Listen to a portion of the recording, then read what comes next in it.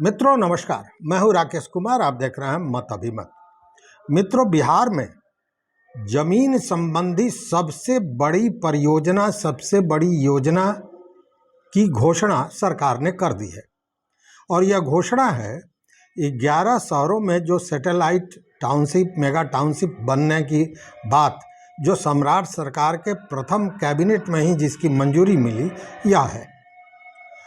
यह सबसे बड़ा प्रोजेक्ट है। यह इसलिए कि अब जब यह तैयार हो जाएगा तो गुड़गांव, गुरुग्राम या नोएडा जैसे 11 शहर बिहार में हो जाएंगे।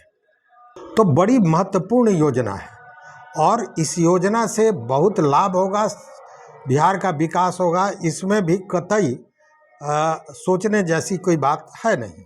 चूँकि इस परियोजना के अंतर्गत जो टाउनशिप बनेगा उसमें एक तो आईटी पार्क होगा, इंडस्ट्रियल एरिया होगा, एजुकेशनल हब होगा, चौड़ी चौड़ी सड़कें होंगी, पार्क होगा, स्कूल होगा, अस्पताल होगा, सारी सुविधाओं से संपन्न यह होगा। पेयजल की व्यवस्था सही होगी, बिजली लाइट की व्यवस्था सही होगी, ये सारे सुविधाओं से परिपूर्ण होगा। लेकिन ज़रा याद कीजिए वो दिन जब स्मार्ट सिटी बनाने की एक बड़ी परियोजना सरकार द्वारा घोषित की गई थी। कई शहरों को स्मार्ट सिटी बनाने के लिए घोषणा हुई, लेकिन क्या आप बता सकते हैं कि कोई भी शहर स्मार्ट सिटी बन सका है? क्या वो परियोजना पूरी हुई है? मुझे नहीं लगता है। क्योंकि सब जगह कहीं आधा पुल बना हुआ है, कहीं कुछ काम हुआ, कहीं कुछ काम हुआ, लेकिन स्मार्ट सिटी अब तक कोई नहीं, बिहार में तो कोई नहीं बना है। उस स्थिति में क्या यही स्थिति इस टाउनशिप की भी होगी? मैं इसलिए ये पूछ रहा हूँ कि स्मार्ट सिटी में ज़मीन अधिग्रहण वगैरह का मामला बहुत कम या न के बराबर था, लेकिन यहाँ तो लगभग 60,000 एकड़ से लेकर 80,000 एकड़ तक सभी परियोजनाओं को अगर मिला लें तो लगभग एक अनुमान है कि 60 से 80,000 एकड़ तक का ज़मीन चाहिए इस परियोजना को पूरा करने के लिए। और बिहार में ज़मीनी विवाद आप जानते हैं। अब ज़रा ये बताइए कि जहाँ इतनी बड़े मात्रा में ज़मीन को लेना है, उसके लिए क्या उस तरह का कोई ब्लू प्रिंट बना है, या सीधे जो पदाधिकारी गण हैं उन्होंने योजना बनाई, ज़मीनी हकीकत और ज़मीनी परेशानियों को वो भूल गए और सरकार से, सम्राट चौधरी जो चीफ मिनिस्टर हैं, उनसे स्वीकृति ले ली। मतलब केवल एक पक्ष, जो सकारात्मक पक्ष है, वह दिखाया गया और नकारात्मक पक्ष को छिपा लिया गया, या यूँ कहे कि उस पर ध्यान नहीं दिया गया। वैसी स्थिति में इस परियोजना का क्या होगा, यह समझने वाली बात है। आज इन्हीं पर विचार करेंगे और देखेंगे कि इससे किसानों को क्या लाभ होने वाला है, किसानों को क्या घाटा होने वाला है, और किस तरह सरकार इस परियोजना को पूरा करने जा रही है। इन परियोजनाओं को लेकर बाज़ाब्ता जो जिस जिले में जो परियोजना बन रही है उसको लेकर जो गांव हैं, राजस्व ग्राम है या मौजा है, वह तो चिन्हित कर लिया गया है और उसमें जो चिन्हित क्षेत्र है उसमें किसी भी तरह के नए निर्माण पर प्रतिबंध लगा दिया गया है। साथ में ज़मीन की खरीद बिक्री पर भी प्रतिबंध लगा दिया है।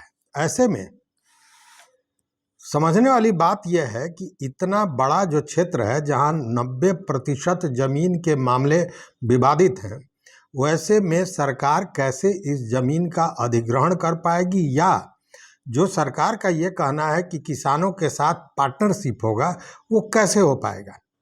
और उसमें भी एक टीडीआर लाया गया है, ट्रांसफ़र डेवलपमेंट राइट्स। अब ये टीडीआर सर्टिफिकेट जो है, यह टीडीआर का मामला इतना जटिल है जो सामान्य किसानों के समझ के परे है। हालांकि पिछले दिनों मैंने टीडीआर पर पूरा एक वीडियो बनाया था। आप इस वीडियो को जाकर देखिएगा, आपको सारी चीज़ें टीडीआर के संबंध में समझ में आ जाएंगे। अब इसको हम भू अर्जन तो नहीं कहेंगे, इसलिए कि सरकार इसमें किसानों के साथ सहभागिता की भी बात कर रही है, लेकिन कुछ ज़मीन तो अधिग्रहित करना ही पड़ेगा और करना भी है। अब जहाँ खतियान का मामला है, मतलब जहाँ सरकार के पास पूरे डॉक्यूमेंट्स नहीं हैं, मलकियत में विवाद है, बंटवारा का मामला फंसा हुआ है, कोर्ट में कहीं केस है, ऐसे एक नहीं हजारों की संख्या में भूखंड हैं। ऐसे में उस जमीन को कैसे लिया जाएगा, इस पर सरकार के तरफ से कोई स्पष्ट अभी तक ब्लूप्रिंट दिख नहीं रहा है। एक चीज़ आप देख रहे होंगे कि बड़े शहर केवल पटना और भागलपुर और मुजफ्फरपुर ही नहीं, छोटे छोटे शहरों में भी अपार्टमेंट का जो कल्चर है वो शुरू हो गया है। वैसे में होता क्या है, जो बिल्डर है वो किसानों के ज़मीन को ले लेता है, या तो खरीद लिया, लेकिन खरीदने से ज़्यादा वह 60-40 के रेशियो में जो आजकल चल रहा है, आप जानते होंगे, वह ज़मीन ले लेता है, उस पर भवन बनाता है और भवन बनाकर उसका शेयर, जो ज़मीन मालिक है उसको 40% शेयर दिया जाता है। यह सिस्टम चलता है। तो ऐसे में उस ज़मीन पर क्या होगा, उसकी मलकियत किसकी होगी, क्या होगी? चूँकि उस पर आप देखें तो जो बिल्डर है उसने ज़मीन लिया 60-40 पर और उसमें बड़ा सा बैंक लोन ले लिया। अब वैसी स्थिति, अच्छा बैंक लोन ही नहीं लिया, उसके अलावा उसने उस अपार्टमेंट को बेचने के लिए, फ्लैट्स को बेचने के लिए, एक नहीं जितना फ्लैट है उतने लोगों से 2 लाख, 4 लाख, 10 लाख जो भी है एडवांस लेकर बुकिंग भी कर दी। अब ऐसे में यह मामला बहुत उलझ जाएगा निश्चित रूप से, चूँकि उसकी ज़मीन तो कम है, उस पर अपार्टमेंट बन गया या बन रहा है, आधे कंस्ट्रक्शन हुआ है, उस पर एक नहीं सैकड़ों लोगों का पैसा लगा हुआ है, उसमें मलकियत का क्या होगा, यह एक बड़ा प्रश्न समझ में आता है। अब जो सरकार कह रही है कि लैंड पूलिंग मॉडल यहाँ पे स्थापित किया जाएगा, मतलब किसानों से जितनी ज़मीन ली जाएगी उसको विकसित करके उसका 55% जो भूमि है उस व्यक्ति को दे दिया जाएगा सारा डेवलपमेंट के बाद।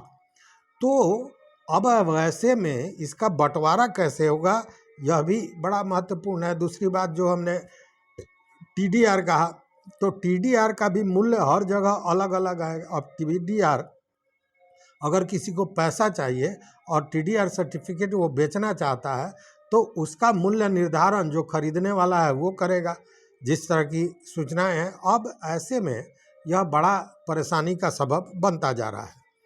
कारण है यह जो मैं कह रहा हूँ, जो क्वेश्चन मार्क लगा रहा हूँ, इससे आप भी इत्तेफाक रखेंगे। मित्रों, आप जानते हैं कि एक ज़मीन, आप देखिएगा कि भूमाफियाओं का इतना बड़ा कॉकस बिहार में चल रहा है कि एक ज़मीन के कई मालिक हो जाते हैं। मतलब एक ही ज़मीन को कई लोगों को बेच दिया जाता है, मतलब कई दावेदार हो जाएंगे। अब कागज़ अलग है, कब्जा अलग है, कागज़ किसी का है, कब्जा किसी और का है। उस स्थिति में क्या होगा? अब एक मामला रैयती ज़मीन का भी है।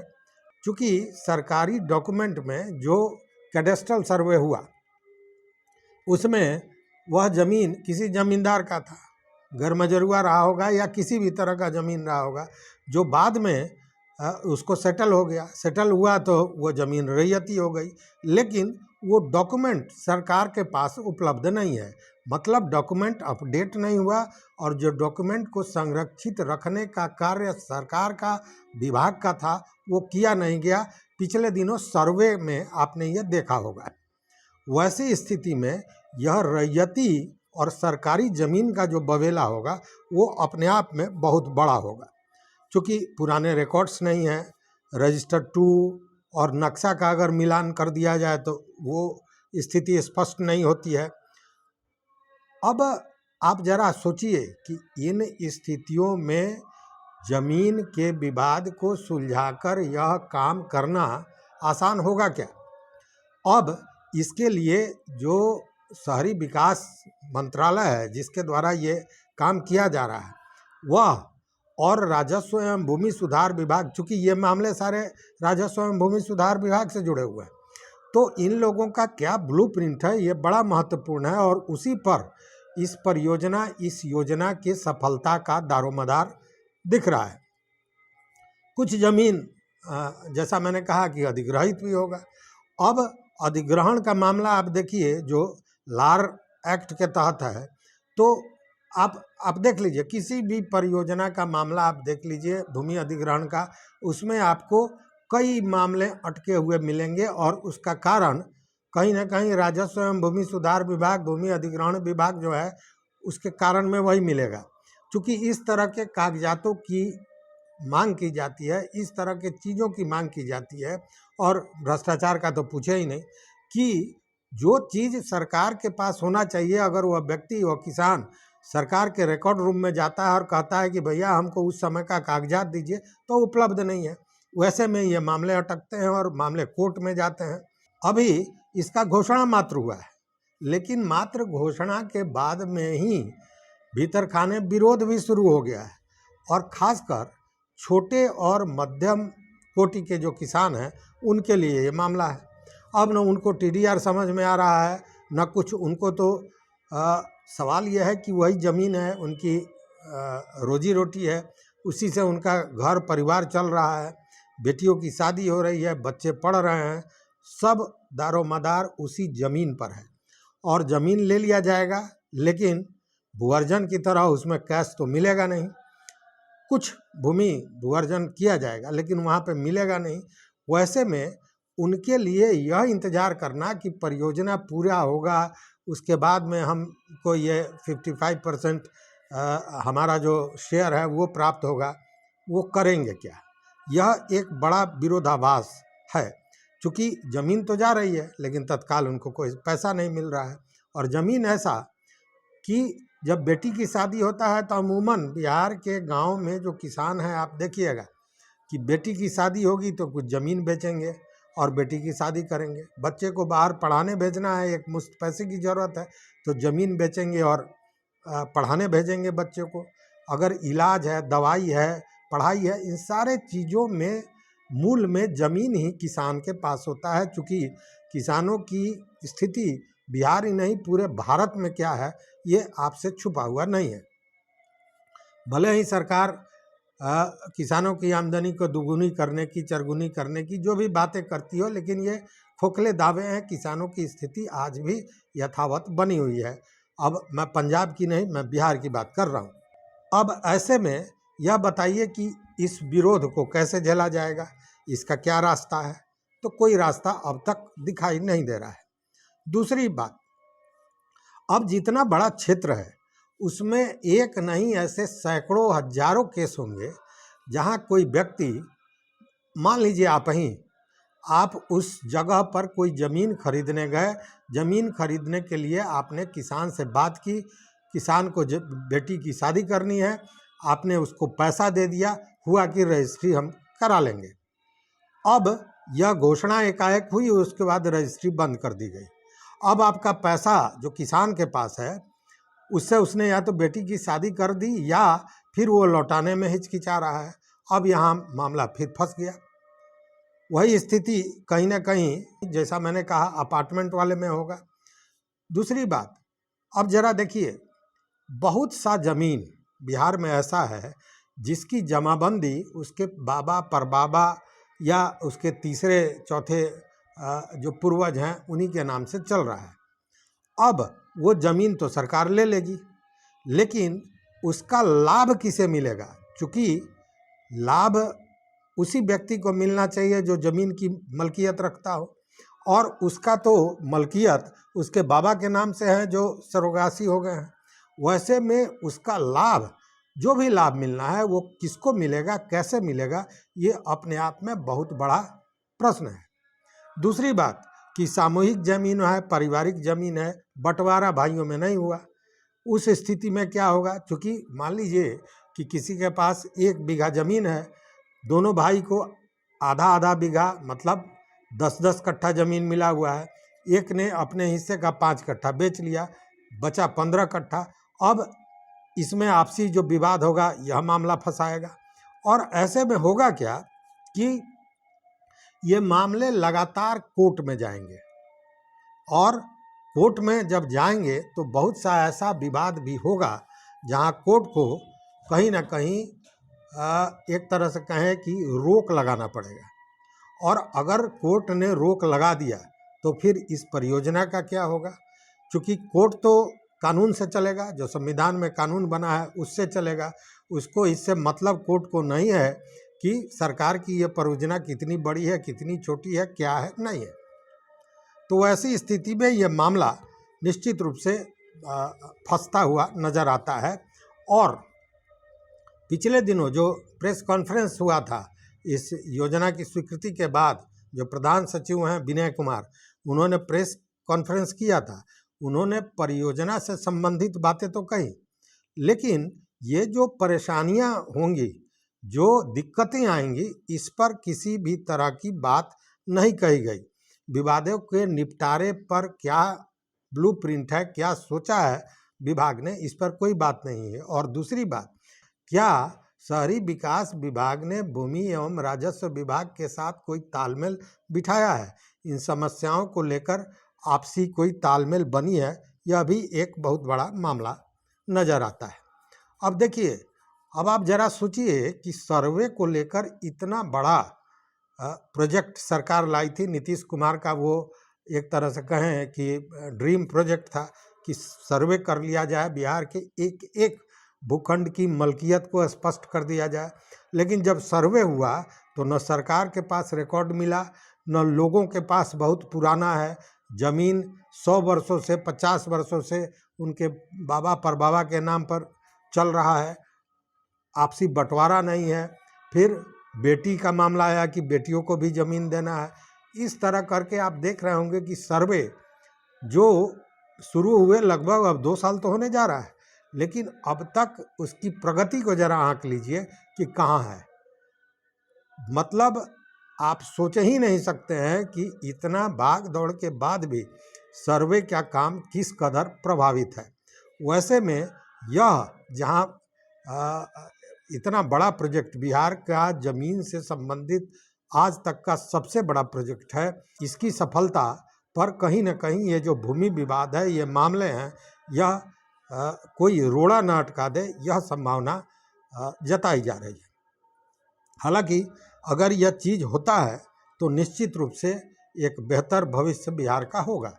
लेकिन अगर इन समस्याओं का समाधान पहले से नहीं ढूंढा गया तब क्या होगा? क्या सरकार चुप बैठ जाएगी? नहीं, सरकार तो चुप नहीं बैठेगी।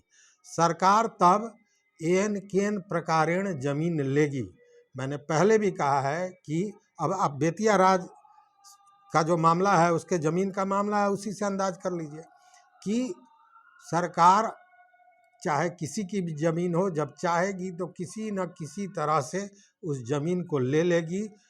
मैंने कई बार कहा है कि अगर देखा जाए तो सबसे बड़ा भू माफिया या ज़मीन से जुड़ा हुआ जो उलटफेर होता है, सबसे ज़्यादा अगर कोई करता है तो वो सरकारी विभाग और सरकारी कर्मी द्वारा ही किया जाता है। वैसे में किसानों के लिए निश्चित रूप से ये बड़ी परेशानी का सबब हो सकता है। ऐसे में यह प्रोजेक्ट, इतना बड़ा प्रोजेक्ट कैसे होगा, यह निश्चित रूप से इस पर एक बड़ा प्रश्न खड़ा होता है। जो बातें, जो समस्याएं हमने उठाई, इस पर आप सुधी मित्रों का क्या सोच है, क्या कहना चाहेंगे, आपका क्या विचार है, ज़रूर हमारे कमेंट सेक्शन में आकर बताइएगा। और अगर चैनल पर नए हो तो सब्सक्राइब कीजिए, लाइक कीजिए, दोस्तों के साथ शेयर कीजिए और अपना विचार जरूर दीजिए। बहुत बहुत धन्यवाद, कोटिशा आभार।